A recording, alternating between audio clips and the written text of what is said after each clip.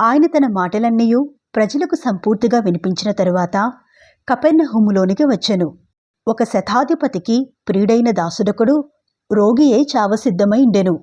శతాధిపతి యేసును గూర్చి విని ఆయన వచ్చి తన దాసుని స్వస్థపరచవలనని ఆయనను వేడుకొనుటకు యూదుల పెద్దలను ఆయన యొద్దకు పంపెను. వారు యేసునొద్దకు వచ్చి, నీ వలన ఈ మేలు పొందుటకు అతడు యోగ్యుడు. అతడు మన జనులను ప్రేమించి మనకు సమాజ మందిరము తానే కట్టించినని ఆయనతో చెప్పి మిక్కిలి బతిమాలుకునిరి. కావున యేసు వారితో కూడా వెళ్ళెను.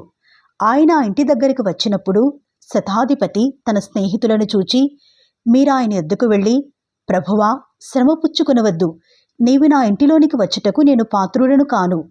అందుచేత నీ యొద్దకు వచ్చుటకు పాత్రుడనని నేను ఎంచుకొనలేదు. అయితే మాట మాత్రము సెలవిమ్ము, అప్పుడు నా దాసుడు స్వస్థపరచబడును. నేను సహా అధికారమునకు లోబడినవాడను. నా చేతి క్రిందను సైనికులు ఉన్నారు. నేనొకని పొమ్మంటే పోవును, ఒకని రమ్మంటే వచ్చును. నా దాసుని చెయ్యుమంటే ఇది చేయునని నేను చెప్పినట్టు ఆయనతో చెప్పుడి అని వారిని పంపెను. యేసు ఈ మాటలు విని అతని గూర్చి ఆశ్చర్యపడి తన వెంట వచ్చుచున్న జనసమూహము వైపు తిరిగి, ఇశ్రాయేలులోనైనను ఇంత గొప్ప విశ్వాసము నేను చూడలేదని మీతో చెప్పుచున్నాను అనెను. పంపబడిన వారు ఇంటికి తిరిగి వచ్చి ఆ దాసుడు స్వస్థుడయ్యుండుట కనుగొనిరి.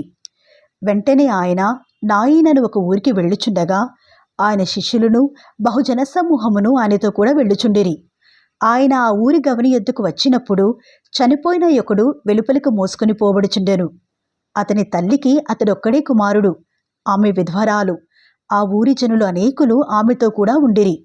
ప్రభువు ఆమెను చూచి ఆమె యందు కనికరపడి ఏడవవద్దని ఆమెతో చెప్పి దగ్గరకు వచ్చి పాడెను ముట్టగా మోయిచున్నవారు నిలిచిరి. ఆయన, చిన్నవాడా, లెమ్మని నీతో చెప్పుచున్నాను అనగా ఆ చనిపోయినవాడు లేచి కూర్చుండి మాటలాడసాగెను. ఆయన అతనిని అతని తల్లికి అప్పగించెను. అందరూ భయాక్రాంతులై, మనలో గొప్ప ప్రవక్త బయలుదేరి ఉన్నాడనియు దేవుడు తన ప్రజలకు దర్శనం అనుగ్రహించి ఉన్నాడనియు దేవుని మహిమపరచిరి. ఆయనను గూర్చిన ఈ సమాచారము యూదయ ఎందంతటను చుట్టుపట్ల ప్రదేశం అందంతటను వ్యాపించెను. యోహాను శిష్యులు ఈ సంగతులన్నీ అతనికి తెలియజేసిరి. అంతటా యోహాను తన శిష్యులలో ఇద్దరిని పిలిచి, రాబోవు వాడవు నీవేనా, మేము మరి ఒకని కొరకు కనిపెట్టవలనా అని అడుగుటకు వారిని ప్రభువునొద్దకు పంపెను. ఆ మనుష్యులు ఆయన యొద్దకు వచ్చి, రాబోవు వాడవు నీవేనా, లేక మరి ఒకని కొరకు మేము కనిపెట్టవలనా అని అడుగుటకు, బాప్తిస్మమిచ్చు యోహాను మమ్మును నీ యొద్దకు పంపెను అని చెప్పిరి. ఆ గడియలోనే ఆయన రోగములను, బాధలను, అపవిత్రాత్మలను గల అనేకులను స్వస్థపరచి చాలామంది గ్రుడ్డివారికి చూపు దయచేసెను. అప్పుడు ఆయన, మీరు వెళ్ళి కన్నవాటిని విన్నవాటిని యోహానుకు తెలుపుడి. గ్రుడ్డివారు చూపు పొందుచున్నారు, కుంటివారు నడుచుచున్నారు, కుష్ఠరోగులు శుద్ధులగుచున్నారు, చెవిటివారు వినుచున్నారు, చనిపోయిన వారు లేపబడుచున్నారు, బీదలకు సువార్త ప్రకటింపబడుచున్నది. నా విషయమై అభ్యంతరపడనివాడు ధన్యుడని వారికి ఉత్తరమిచ్చెను.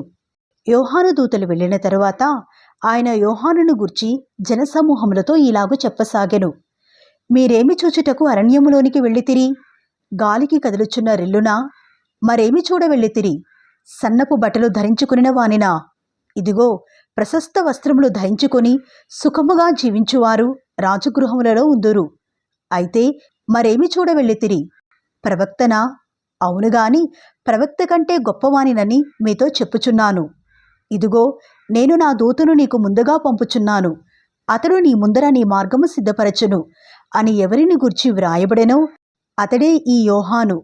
స్త్రీలు కనిన వారిలో యోహాను కంటే గొప్పవాడెవడనూ లేడు.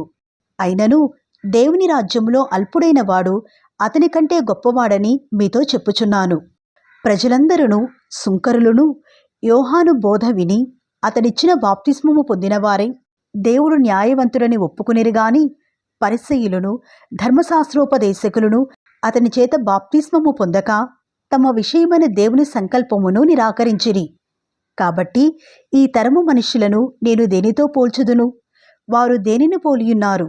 సంత వీధులలో కూర్చుండి మీకు పిల్లన గ్రోవి ఊదితిమి గాని మీరు నాట్యమాడరైతిరి, ప్రలాపించితిమి గాని మీరేడ్వరైతిరి అని ఒకరితో ఒకడు చెప్పుకొని పిలుపులాటలాడుకును పిల్లకాయలను పోలియున్నారు. బాప్తిస్మమిచ్చు యోహాను రొట్టె తినకయు ద్రాక్షరసము త్రాగకయు వచ్చెను గనక వీడు దయ్యము పట్టినవాడని మీరనుచున్నారు. మనుష్య కుమారుడు తినుచును త్రాగుచును వచ్చెను గనక మీరు ఇదిగో వీడు తిండిపోతును మద్యపానీయు సుంకరులకును పాపులకును స్నేహితుడును అనుచున్నారు. అయినను జ్ఞానము జ్ఞానమని దాని సంబంధులందరిని బట్టి తీర్పు పొందును అనెను. పరిసయ్యులలో ఒకడు తనతో కూడా భోజనము చేయవలనని ఆయనను అడిగాను.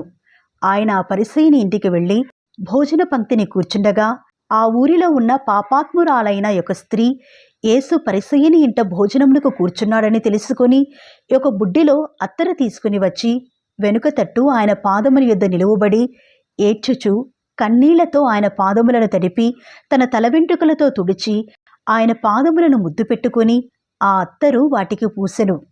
ఆయనను పిలిచిన పరిసయ్యుడు అది చూచి, ఈయన ప్రవక్త అయిన ఎడల తన్ను ముట్టుకునిన ఈ స్త్రీ ఎవతియో ఎటువంటిదో నెరిగియుండును, ఇది పాపాత్మురాలు అని తనలో తాననుకునెను.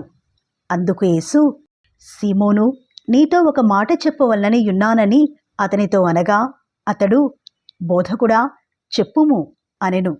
అప్పుడు యేసు, అప్పు ఇచ్చు ఒకనికి 2 రుణస్థులుండిరి. వారిలో ఒకడు 500 దేనారములను మరి ఒకడు 50 దేనారములను అచ్చియుండిరి.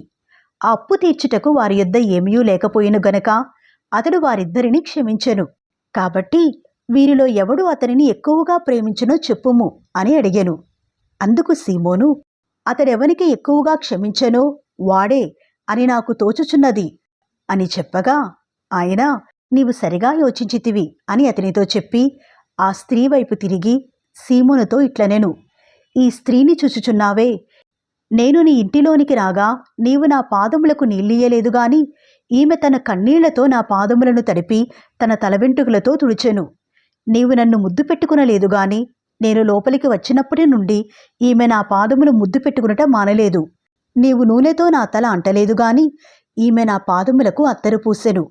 ఆమె విస్తారముగా ప్రేమించెను గనుక ఆమె యొక్క విస్తార పాపములు క్షమింపబడినని నీతో చెప్పుచున్నాను. ఎవనికి కొంచెముగా క్షమింపబడునో వాడు కొంచెముగా ప్రేమించునని చెప్పి నీ పాపములు క్షమింపబడియున్నవి అని ఆమెతో అనెను. అప్పుడు ఆయనతో కూడా భోజన పంక్తిని కూర్చుండిన వారు పాపములు క్షమించుచున్నా ఇతడెవడని తమలో తాము అనుకునసాగిరి. అందుకాయన, నీ విశ్వాసము నిన్ను రక్షించెను, సమాధానము గలదానవై వెళ్ళుము అని ఆ స్త్రీతో చెప్పెను.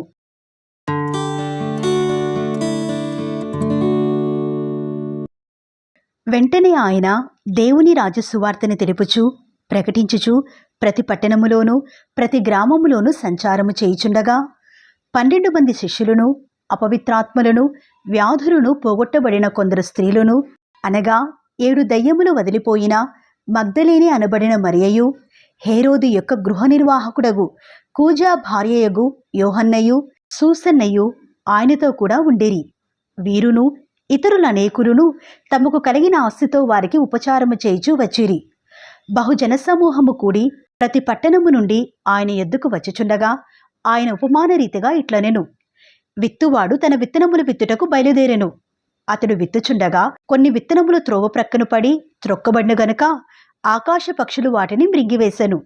మరికొన్ని రాతి నేలను పడి మొలిచి చెమ్మలేనందున ఎండిపోయెను. మరికొన్ని ముండ్ల పొదల నడుము పడెను. ముండ్ల పొదలు వాటితో మొలిచి వాటిని అణిచివేశెను. మరికొన్ని మంచి నెలను పడెను. అవి మొలిచి 100 ఫలించెను అనెను. ఈ మాటలు పలుకుచు వినుటకు చెవులు గలవాడు వినుగాక అని బిగ్గరగా చెప్పెను.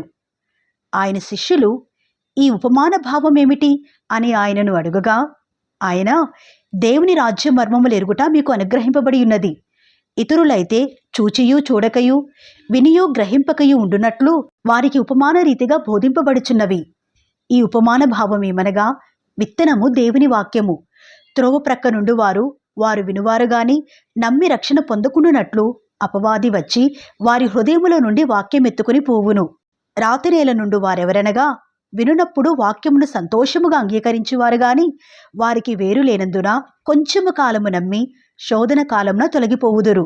ముండ్ల పొదలలో పడిన విత్తనమును పోలిన వారెవరనగా విని కాలము గడిచిన కొలది ఈ జీవన సంబంధమైన విచారముల చేతను ధనభోగముల చేతను అణచివేయబడి పరిపక్వముగా ఫలింపనివారు.